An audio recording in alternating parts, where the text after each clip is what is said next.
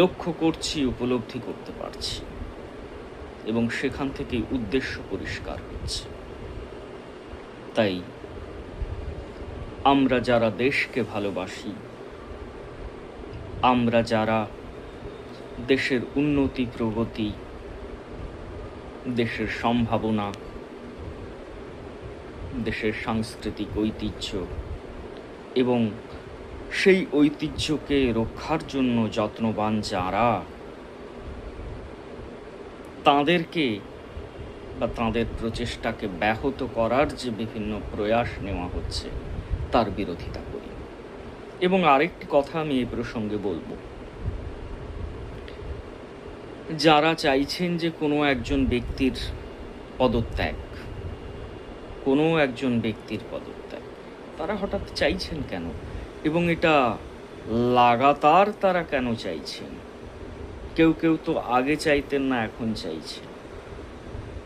কেউ চাইতেই পারেন, কিন্তু যখন বিভিন্ন সূত্র থেকে লক্ষ্য একজন হয়ে যান, সেক্ষেত্রে বুঝতে হবে যে তার কিছু কাজ আছে যেটা সেই বিভিন্ন বিচ্ছিন্নতা কামী শক্তিগুলোর স্বার্থকে ব্যাহত করেছে। এবং শুধু তাই নয়, ওই যে কথায় আছে না, কहीं पे निगाहें कहीं पे निशाना, তো তার লক্ষ্য বোধহয় অন্য কেউ। এই পদত্যাগ চাওয়াটা তো হচ্ছে প্রথম ধাপ, এবং ওই সকল্ড আন্দোলনকারীরা কিন্তু সেটাকে আটকাতেও পারেননি। মানে সেই ইচ্ছেটা, তাদের ভেতরকার আসল যে ইচ্ছে, সেটা বারবার বেরিয়ে এসেছে।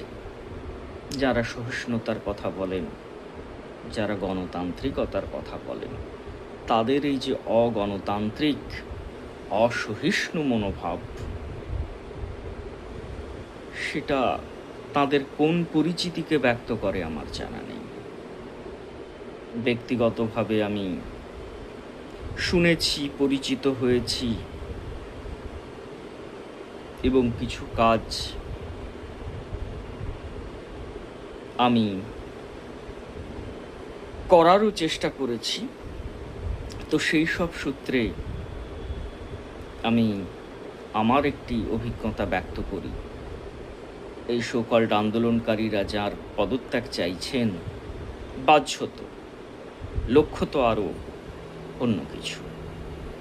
তিনি কিন্তু সেই কাজ করেছেন বেশ কয়েক বছর ধরে, যেটা